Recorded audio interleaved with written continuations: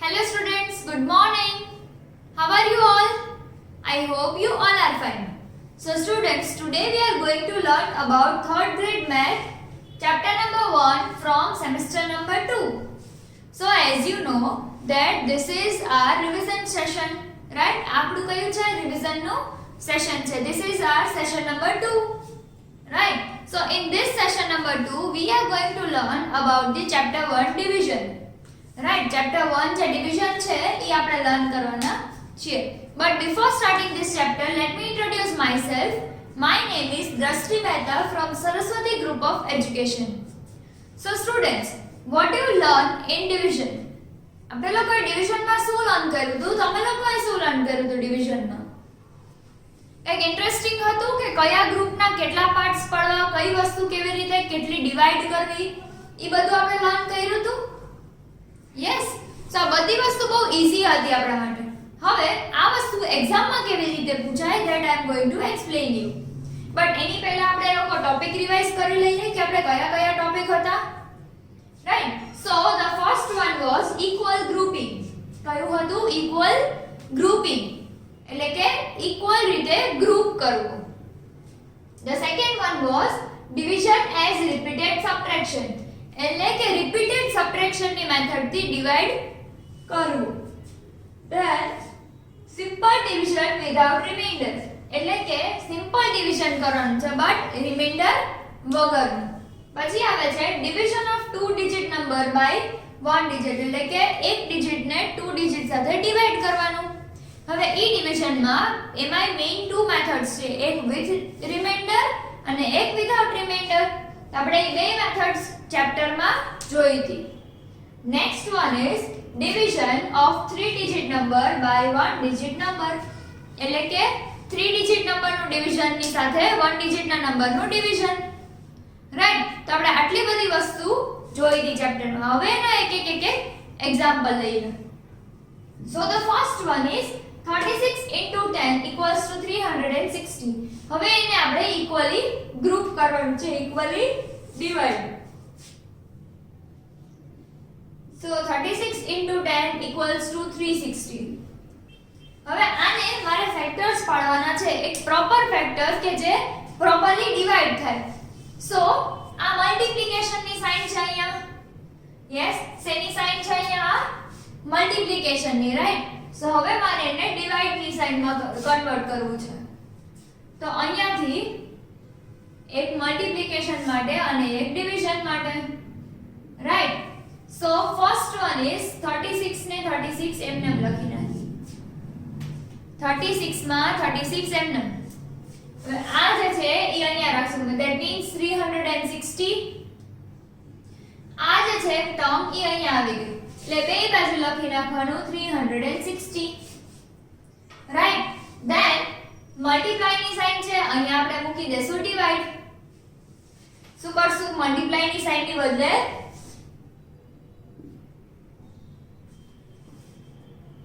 બે બાજુ ડિવિઝન ની સાઇન. રાઈટ, ધેન હવે અહીંયા 36 છે એટલે પહેલા નંબર મૂકો 36. હવે અહીંયા 10 છે તો સેકન્ડ ટાઈમ નંબર મૂકી દો 10. હવે અહીંયા ઇક્વલ્સ ટુ, અહીંયા બી ઇક્વલ ટુ. હવે અહીંયા આ બે ટર્મ આવી ગઈ, ધેટ મીન્સ આ એક જ બનશું. તો 36 divide 360 divided by 36 is equals to 10. And અહીંયા બી આ બે ટર્મ આવી ગઈ, તો આ એક જ ટર્મ વધી, that means 360 divide by 10 equals to 36. Right, તો આપણે શું કર્યું અહીંયા? 36 into 10 equals to 360. આપણને ક્વેશ્ચન આપ્યો હતો, આન્સરમાં 360 divided by 36 equals to 10. અને અહીંયા છે 360 divided by 10 equals to 36. કેવી રીતે આવ્યું? સો 36 એમ નામ રાખ્યા, ડિવિઝન ની સાઇન રાખી દીધી. 36 360 divided by 36 equals to 10. હવે આપણને 36 નો ટેબલ ન આવડતો હોય અને 10 નો ટેબલ આવડતો હોય તો 360 સુધી નો આવડતો હોય. રાઈટ, તો આ આપણને ખબર પડી જાય. સેકન્ડ વન, નાઉ હવે છે ડિવિઝન ઓફ રિપીટેડ સબટ્રેક્શન એટલે કે રિપીટેડ સબટ્રેક્શન ની મેથડ થી ડિવિઝન કરવાનું. તો કેવી રીતે કરશું? ડિવિઝન કરવાનું છે ને ડિવાઇડ કરવાના છે, પણ સબટ્રેક્ટ કરીને ડિવાઇડ કરવાના છે. So 600 divided by 200 એટલે કે 600 ને 200 સાથે ડિવાઇડ કર્યું છે. તો કેવી રીતે આવશે? હવે 600 ને 200 સાથે ડિવાઇડ કરશું તો શું આન્સર આવશે? તો પહેલા આપણે એના સ્ટેપ્સ લખવા પડશે. તો અહીંયા હું લખી નાખું છું બધાય turn by turn steps. Step 1, step 1, step 2, step 3 and step 4. હવે તમે વિચારતા હશો ને કે દીદીએ સ્ટેપ લખ્યા તો કેટલો હાર્ડ સમ હશે. તો હવે સેમ આ જે વસ્તુ છે ને એને અહીંયા માઈનસ કાઢી નાખો. 600 વચ્ચે બ્લેન્ક રાખી દો, 200 લખી નાખો અને ઇક્વલ ટુ કરી નાખો. હવે અહીંયા ડિવાઇડ ની સાઇન છે એની બદલે સબટ્રેક્શન કરવાનું છે આપણે. Right? So 600 minus 200 એટલે કેટલા થાય? Yes, 400. Right? તો હવે શું કરશું? Again 400 minus 200 is equal to 200. Yes? Now again 200 minus 200 is equals to 0. That means કે હવે જો અહીંયા સ્ટેપ 4 ની જરૂર નથી, સો આઈ એમ ઇરેઝિંગ ધીસ સ્ટેપ નંબર 4. અહીંયા આપણને આન્સર 0 મળી ગયો. રાઈટ? હવે આ 200 છે, 1 2 and 3 આ ત્રણેય 200 કેટલી ટાઈમ્સ ડિવાઇડ થયા? આ 200 છે કેટલી ટાઈમ્સ સબટ્રેક્ટ થયા? 3 times. Right? So 600 400 divide by 600 કરી તો આપણને આવી રીતે આવડે? નો આવડે. 400 ડિવાઇડ બાય 200 ડિવાઇડ બાય 600 કરી તો આવડે? 600 ડિવાઇડ બાય 200 આવું કરી તો આવડે? નો આવડે. બટ ઇફ આપણે લોકોને આવી રીતે કરવાનું કહે તો આવડી જાય. રાઈટ? તો હવે આપણે શું કરશું? 600 minus 200 equals to 400. તો આ જે 200 છે કેટલી ટાઈમ્સ સબટ્રેક્ટ થયા? 3 ટાઈમ્સ. રાઈટ? સો અહીંયા આપણે લખશું the number 200 is subtracted. The number 200 is subtracted 3 times. Subtracted 3 times. So 600 divided by 200 is equal to 3. Yes? 3 2s are 6, 3 2s are 6 and 2 zeros as it is. Right? So અહીંયા શું આવશે? હવે આને આ વસ્તુ આપણે ફરીથી સોલ્વ કરી તો શું થાય? થાય સોલ્વ? આપણે આ કેવી કરી method? Division as repeated subtraction. તો આ ડિવિઝન એઝ રિપીટેડ સબટ્રેક્શન છે, આ તમારે કેવી રીતે પૂછાશે? ફોર સપોઝ કે તમને લોકોને અહીંયા આપ્યું હોય 600 ડિવાઇડ બાય 200, તો આ 200 છે એ કેટલા સ્ટેપમાં ડિવાઇડ થયું? 200 જે છે એ કેટલા સ્ટેપ્સમાં ડિવાઇડ થયું? તો એનો આન્સર તમને લોકોને ખબર હોવી જોઈએ. રાઈટ? સો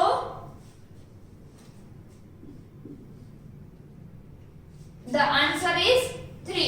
એનો આન્સર શું છે? 3. હવે ઈ વસ્તુ તો થઈ એમસીક્યુ ની કે કેટલા સ્ટેપમાં ડિવાઇડ થયું 1 2 3 4.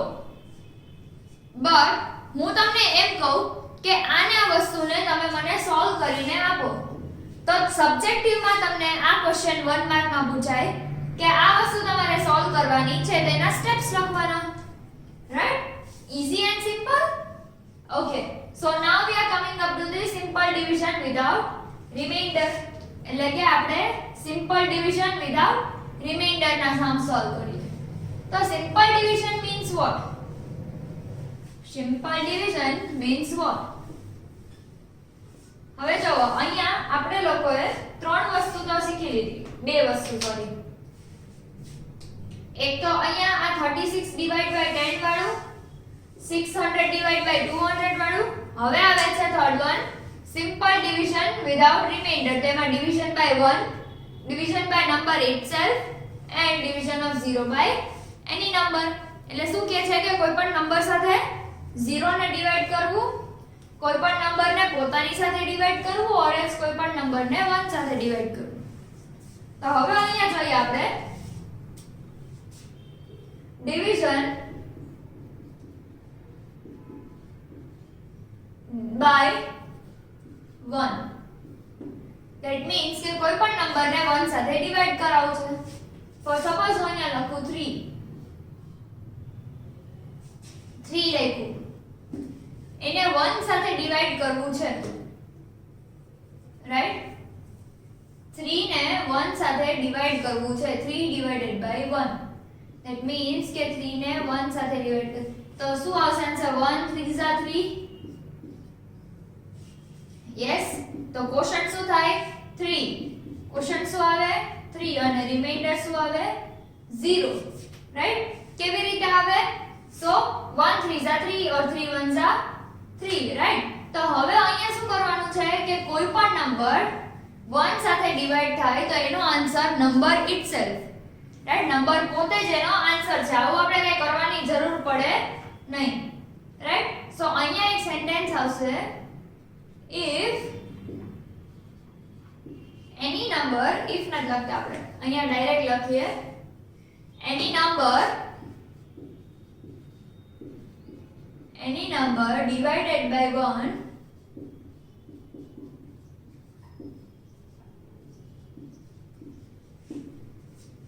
any number which is divided by 1, the product is the number itself, is the number itself, right? એટલે કે કોઈ પણ નંબરને 1 સાથે ડિવાઇડ કરશો તો એનો આન્સર આવશે 1. 1 આવશે? નો, એનો આન્સર શું આવશે? નંબર પોતે જ. ફોર સપોઝ 5 divided by 1 કરીએ તો એનો આન્સર આવશે 5.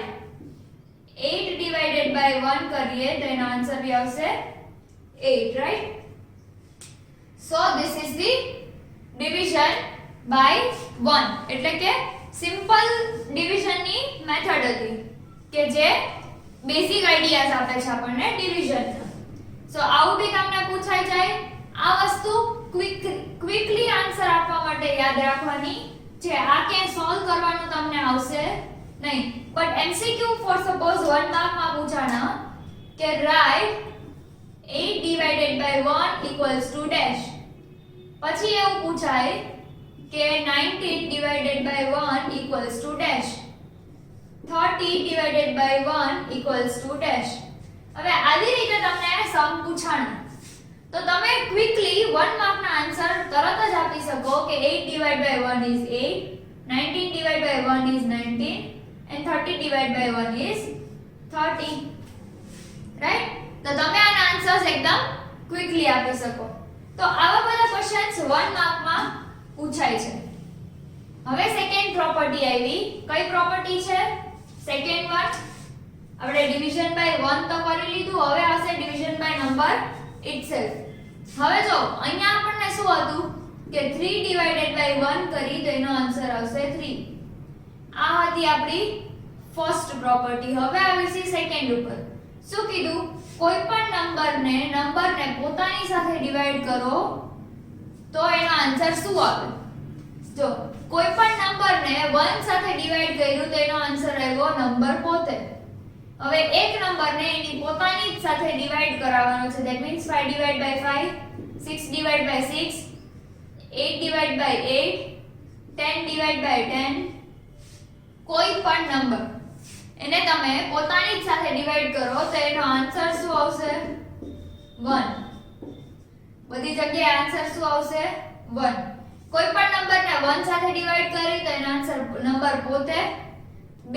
એક સરખા નંબરને ડિવાઇડ કરી તો એનો આન્સર આવશે 1. રાઈટ બે એક સરખા નંબરને ડિવાઈડ કરો તો એનો આન્સર શું આવે 1 રાઈટ તો આ સમજાઈ ગયું તમને હવે તમને આમાં શું પૂછાય આવા सम्सમાં તમને શું પૂછાય કેવી રીતે એક્ઝામમાં પૂછાય તો કે ફોર સપોઝ કે તમને લોકોને અહીંયા આપ્યું હોય કે 39 ડિવાઇડેડ બાય 39 તો 39 ના ટેબલમાં 39 ક્યાં આવશે તો 39 વંજા 39 થશે રાઈટ તો આવી બધી વસ્તુ 1 માર્કમાં પૂછાય રાઈટ આવી બધી વસ્તુ શેમાં પૂછાય 1 માર્કમાં પૂછાય રાઈટ સો આપણને બે પ્રોપર્ટીઝ ખબર પડી ગઈ સો અહીંયા હું લખું છું 5 ડિવાઇડેડ બાય 5 1 5 ના ટેબલમાં 5 ક્યારે આવે તો કે 5 વંજા હોય ત્યારે જ આવે યસ નાઉ થર્ડ છે division of 0 by any number એટલે કોઈ પણ નંબર સાથે તમે 0 ને ડિવાઈડ કરો 0 ને ડિવાઈડ કરો તો એનો આન્સર શું આવશે કોઈ પણ નંબર સાથે 0 ને મલ્ટીપ્લાય કરો કે ડિવાઈડ કરો એનો આન્સર શું આવે 0 રાઈટ તો હવે જો 300 divided by 0 equals to 0 805 divided by 0 તો એનો આન્સર આવશે 0 કોઈ પણ નંબરને 0 સાથે ડિવાઈડ કરશો તો એનો આન્સર આવશે 0 રાઈટ તો so this one was the third method first method કઈ હતી નંબરને 1 સાથે ડિવાઈડ કરો તો નંબર પોતે મળ્યો બે નંબર એક સરખા હતા એને ડિવાઈડ કર્યા તો એક જ નંબર મળ્યો ધેટ ઇઝ નંબર 1 એટલે કમ્પલસરી એક સરખા નંબર બે હશે તો એનો આન્સર શું આવશે 1 એન્ડ કોઈ પણ નંબરને 0 સાથે ડિવાઈડ કરો તો એનો આન્સર આવશે 0 રાઈટ તો આ ત્રણ પ્રોપર્ટીઝ આપણને ખબર પડી ગઈ આ ત્રણેય વસ્તુ 1 માર્કમાં એમસીક્યુ માં પૂછાઈ શકે સો નંબર્સ ગમે તેટલા મોટા ભલે હોય નંબર જોઈને આપણે ડરવાનું નહીં ફોર સપોઝ હું એમ કહું 3958 divided by 5 તો આ તમને કરવામાં પ્રોબ્લેમ થાય બટ હું એમ કહું કે divided by 1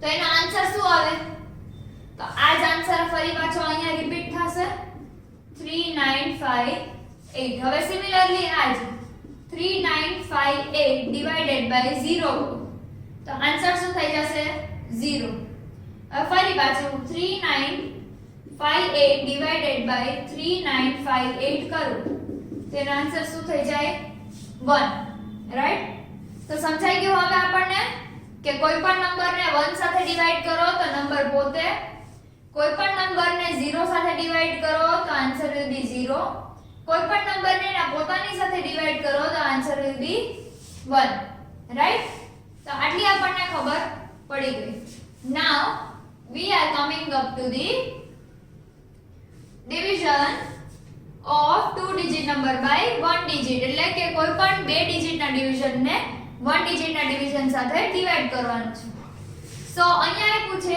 88 divided by 4 એટલે આપણે હંમેશા આપણને ખબર જ છે નાનો નંબર બહાર અને મોટો નંબર અંદર તો હવે 4 સાથે 88 ને ડિવાઈડ કરવા છે પહેલા શું કરશું એક નંબર લેશું 4 1 4 4 2 8 0 8 8 is 0 અને નીચેને 8 કોપી કરી લ્યો then again 4 2 8 તો પાછું 0 થઈ ગયું so the quotient is 22 and the remainder is 0 right this is the divisor divisor divisor and this is the dividend and the dividend પછી આ થયું quotient quotient અને આ થયું remainder remainder રાઈટ તો આપણને આટલી બધી વસ્તુ તો સમજાઈ ગઈ કે કોઈ પણ નંબરને ટુ ડિજિટ નંબર સાથે 1 ડિજિટ ને ડિવાઈડ કરવાનું છે ધેન હવે આવે છે ડિવિઝન ઓફ 3 ડિજિટ નંબર કયો number 3 digit number right so the division of 3 digit number એમાં આપણને એક્ઝામ્પલ આપ્યું છે 7 divided by 707 હવે 7 ને 707 સાથે ડિવાઈડ કરવાનું છે. તો શું કરશું આપણે 707 અને 7 તો 7 1 7 0 bring 0 over here 2 0 થઈ ગયા 7 0 0 again 0 1 નીચે લઈ આવો 7 1 7 0 એકે નંબર છૂટી નો જાવો જોઈએ રાઈટ. સો આપણો ક્વોશન્ટ શું થયો ક્વોશન્ટ ઇઝ 101 અને રિમાઇન્ડર ઇઝ 0 રાઈટ. સમજાઈ ગઈ આપણને આટલી વસ્તુ થઈ ગઈ ક્લિયર.